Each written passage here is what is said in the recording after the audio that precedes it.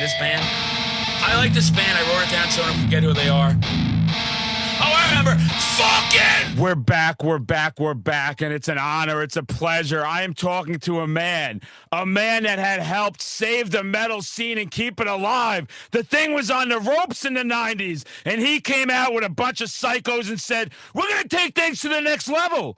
We're going to take things harder. We're going to take things more aggressive. We're tired of all this mainstream slop. We're going to bring a sound you guys haven't heard, a sound you need to hear. Some guys are lucky enough to be in one legacy band. This guy's done 3, as well as 5,000 other side projects. I can't keep up with them. This guy thrashes, just like my favorite band, fucking Flyer. He knows how to bring it. He's been bringing it for decades. He's got a new album out. New album's dropping. It sounds heavy. It sounds brutal. Ooh, you know what I'm talking about. You know the music I'm talking about. We got Jack Owen here.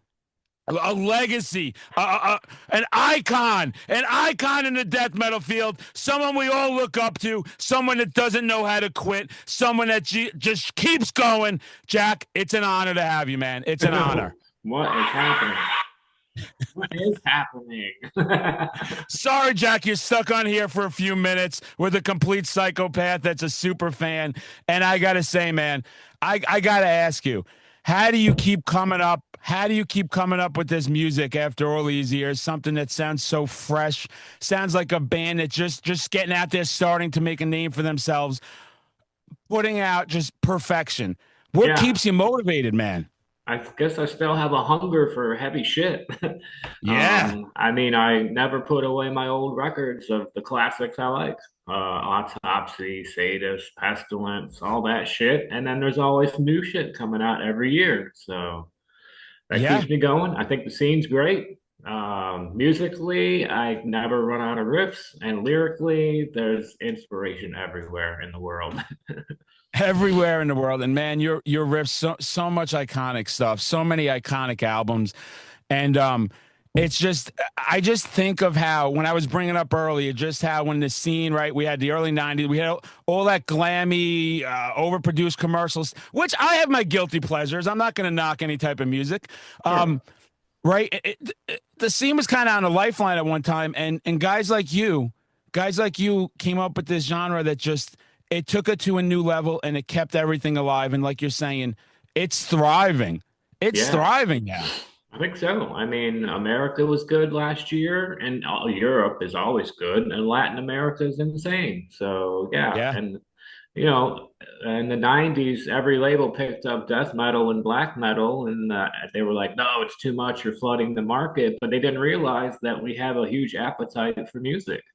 Like I just said, I'm always finding new stuff to listen to. So it was a danger of flooding the market that actually backfired in a good way. Right. Right, man. And you know, and that's what I appreciate when you say that, listening to the new music, because something that seems to happen to a lot of guys over time is I've talked to guys that tell me I haven't listened to a new album since 1994. You know, that's when everything peaked. And I think that's an injustice to these guys out there bringing all this new stuff. Sure, yeah. It's like I think I got over that a long time ago when it was like, yeah, I only listen to heavy shit. No, I'm not listening to like Pink Floyd or anything like that. And then, you know, as you get older, you realize Pink Floyd is fucking awesome. Awesome. So listen to everything. It's so funny. People think with my personality and my extreme stuff that all I do is listen to just the most brutal but I have my times where I'm throwing on my Kiss Elder album, my Jerry Rafferty albums, my Duran, man. Like I love to move around to some Duran 80s pop. I like to just have fun. And does that stuff, so when you listen to this other genre, do you get influences of that into heavy music? Do you find a way to kind of channel that into there? I don't think so. Okay. My MP3 player is just going to explode someday because it'll go from Autopsy to Merle Haggard to classical back to Sadist. It's crazy. Man, and that's what it's all about. People need to hear guys like you saying that. You know, it's perfectly okay to be listening to whatever you like. And just having you back with Chris and 6 Feet Under, it just all seems natural. And I was listening to some of those new tracks, man, and you are just firing on all cylinders. And it just makes sense. It's like, full circle happened. Yeah, it's he gave me the freedom to write whatever, and I usually overwrite because sometimes I'll send a song and he'll be like, "Nah, not really feeling it." But by Right. the next day, I have another song, and he's like, "Okay, cool." And then by a couple weeks, I have 10 or 12. So I think we wrote like 20 or 22 for this album, and just used 11 Wow. or 12. So most of the album's ready to go. So the inspiration is always there musically, and Chris's faith in me definitely helps. It's a good person to have faith in. You haven't let us down on any of the music I've heard you put out, man. And I got to ask, where does that even come from that you're going like, I had one song and now within 3 days I got 20 songs? Yeah, How do you get that, man? I don't know. Once I got my drum program, that's easy to just put on a beat and write to that and see what comes off the top of your head. But I just devised a program in my head for writing riffs, and then I archive them, usually just on paper, and then I have pages and pages of riffs, and they'll go with any beat that I put on the drum machine. So it's just endless music. And then lyrically, it was like, back in the day, horror movies, whatever. Right. Now it's like, geez, there's like three networks with gore and blood all over them 24 hours a day. And that's something where I think this music's really fitting into these times, right? We are in some crazy times right now with some crazy people, Yeah. and it's a weird. It just feels weird when we talk about you going back and then coming to the times now of what's become mainstream to show out there in the media, and it's almost like glorified some of this death and destruction. It's just an odd time. Yeah, snuff films are kind of regular shit now. They're making a movie based on Faces of Death. I don't remember if you Oh, remember I that remember that series very well. of like Yeah, snuff films and stuff. They're making a documentary about that. I'm sure it'll be like Hollywood sure. crap, but you can find anything online that you want to look at now. It's true, man. I remember being back in the day, being like to try and find that stuff, or my dad would rent the Faces of Death, and I'd wait till he went to sleep so I could pop it in a VCR, Yeah, and I'd yeah. watch it and get traumatized. Like, why did I watch this thing? I Um, know. I came downstairs and my dad was watching The Exorcist in like 76 or 77. I'm like, now that I look back, why were they showing that on television? right. So I came down during the best part of the film. Like I had to go to the bathroom or something. And my dad's watching the crazy part of The Exorcist, and I'm like 8 or 10, and Oh that was man. probably triggered something in me. I think that changed your whole life at that point, and I who think you were and what so. you were gonna be. And Yeah. I saw you had the coolest Jason Voorhees mug. That just made me laugh when I saw it, man. Because It's as you see, personalized. My oh, wife that's got even it. She personalized it. Just check. I was like, that's sick. Oh, that's sick, man. And I love all that stuff. As you can tell, I'm into all the horror. Do you have do you have kind of some favorite go-tos that you go to that you may have watched 50 times, but you'd watch again at any time? yeah, we were talking about the Evil Dead series and how do you pick one? And I was like, well, probably Army of Darkness because it's gory, it's bloody, scary, and it's funny. So that's cool. The, Latest thing is probably the Terrifier series. That was cool. those Art, are cool. Art the Clown. This Art the one's Clown, man. scary. We needed Yep. him too because I felt like we didn't have any new icons, right? We had Jason, we had Myers, we had Freddy, we Yeah. had Chucky, and there was like nothing new. And I Yeah. love to see that there's so many young psychopaths Right. taking the baton from us and going, we're going to be into all this sick, crazy stuff. Yeah, it was like somebody recommended Saw to me, and they are into the classic horror. And I watched Saw, and I was like, I don't know, man, I'm not into it. So You, luckily, you're Terrifier came along. That was cool. you're a lot like me with that. I like when you said Army of Darkness. That's my favorite of the ones Yeah, with yeah, him because it's like it's fun. It's yeah, gory, it's crazy, it's sick, but I like to bring the fun into it. When I watch Saw like Hostel, I'm not into that kind of like, yeah, wow, this stuff could really happen. It's kind of yeah, stuff. I need some fantasy in there. yeah, yeah. When I write songs, it's something that could happen. But yeah, Hostel was okay. But yeah, Saw. Uh, can't think of anything new that's actually come out other than I just Terrifier. I just saw one. Oh, I can't. Send Help, which was made by Sam Raimi, Oh, yeah. who did, and you may want to check that one out. It's in that vein of like, it's gory, it's horror, but it's fun. One of those Hmm. movies that it reminded me of like an Army of Darkness vibe, not that type of movie in that sense, but that type of vibe where I just Hmm. saw some crazy shit that's gonna mess me up, but I had a fun time with it the way they did it. Right, cool. Yeah, they're on the deserted island, right? Yeah, yeah. Cool. That Yeah, I'll check that that out. Oh, I'm telling you, man. Just hearing your influences, you're gonna like that one. And I Cool. wanted to ask you, with a new album, when you're done with an album, how do you feel when you first listen to it? Are you critical of it? Do you feel like, hey, we hit a home run? Do you say I should have went back, or do you go, this is exactly what we were looking for? Yeah, it's different every time because everything kind of what's the word? Gets molded as you go. Yep. As far as production, it starts out sounding really raw, but as the producers tweaking everything as you go, it starts coming in. So yeah, it's like different for every album. This one, Sure. I think we had the tones to begin with, so everything Yep. was like, yeah, once it started coming together, it was naturally kind of good sounding. I think we have a continuity in the writing in the past three albums since I've been writing them, which helps. And oh yeah, we I just do the guitars at Jason Sukoff's place in Audio Hammer down in Florida. So there's a Nice. continuity, and it's sounding pretty good, like right out of the gate.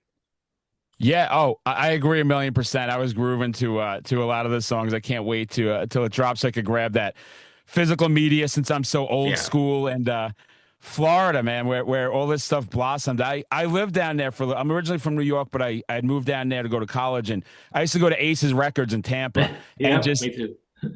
right, man.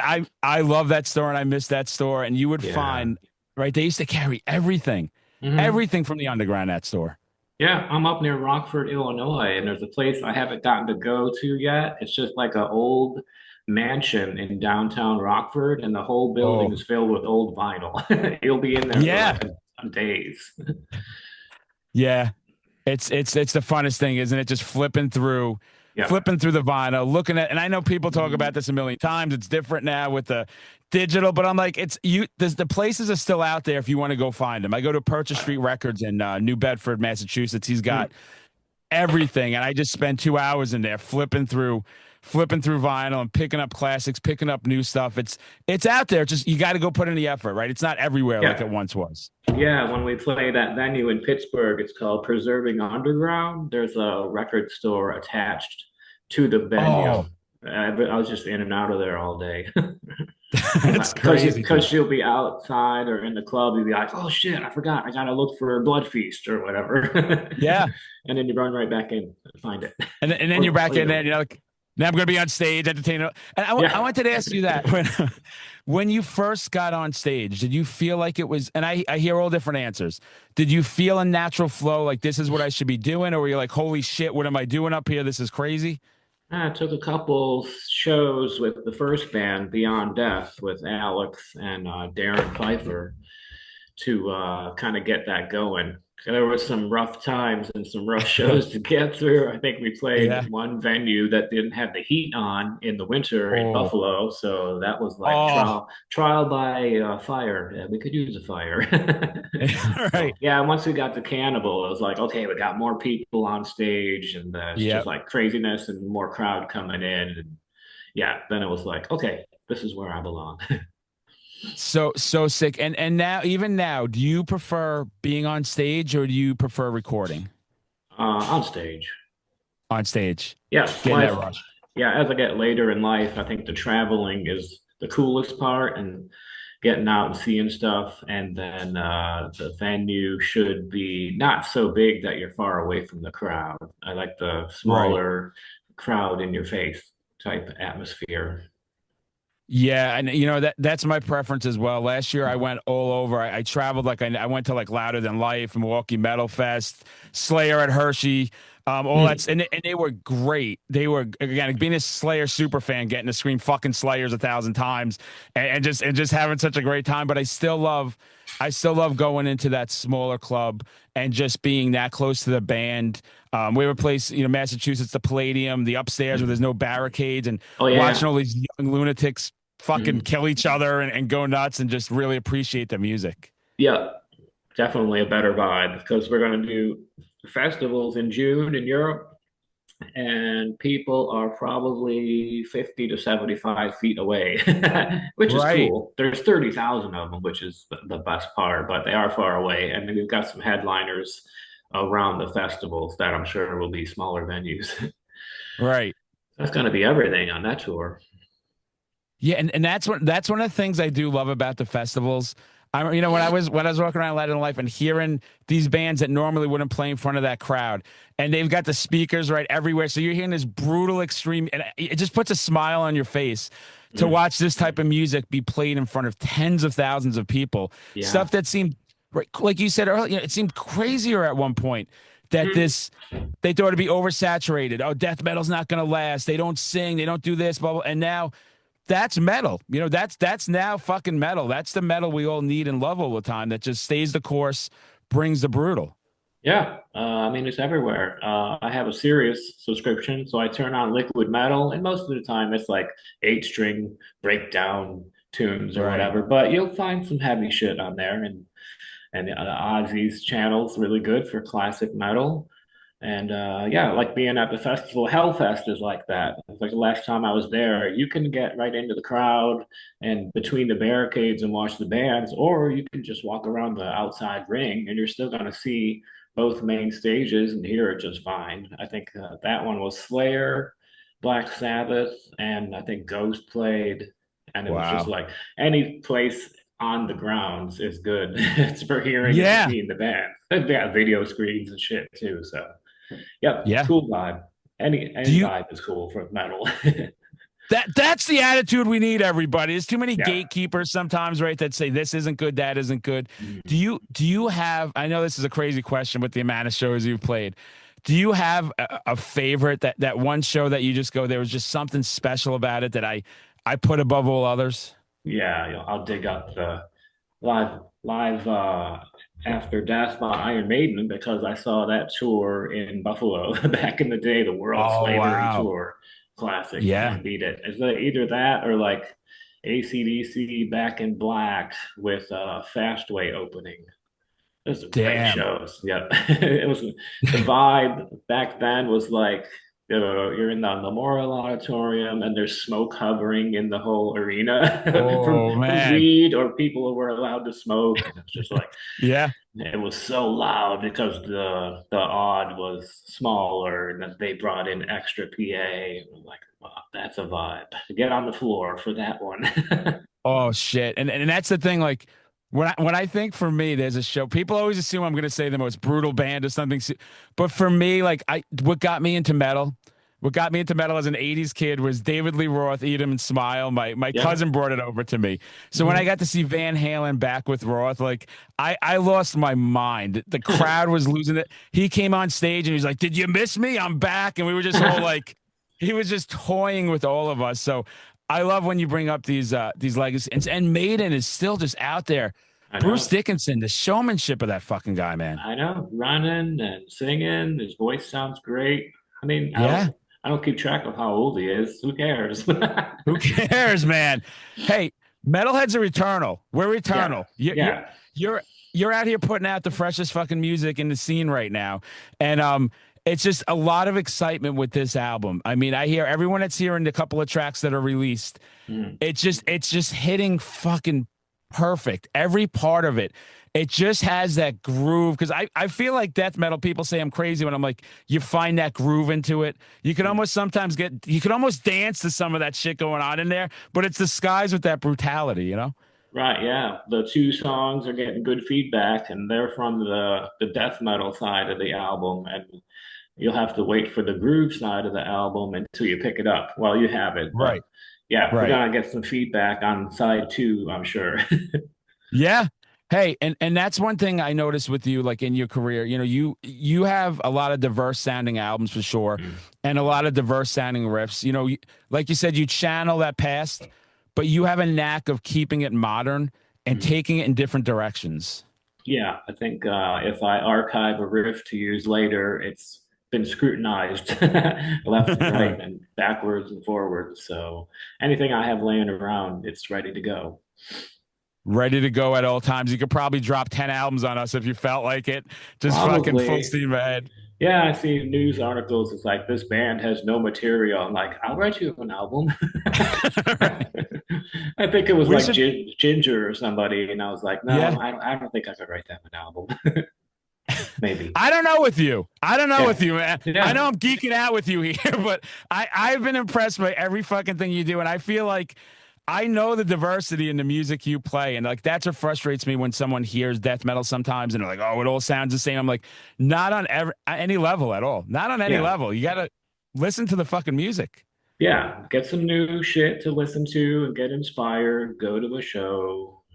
Yeah, I mean, if you're not inspired these days by how you said the world is going and the violence, so I mean, it's all there. Just write about it.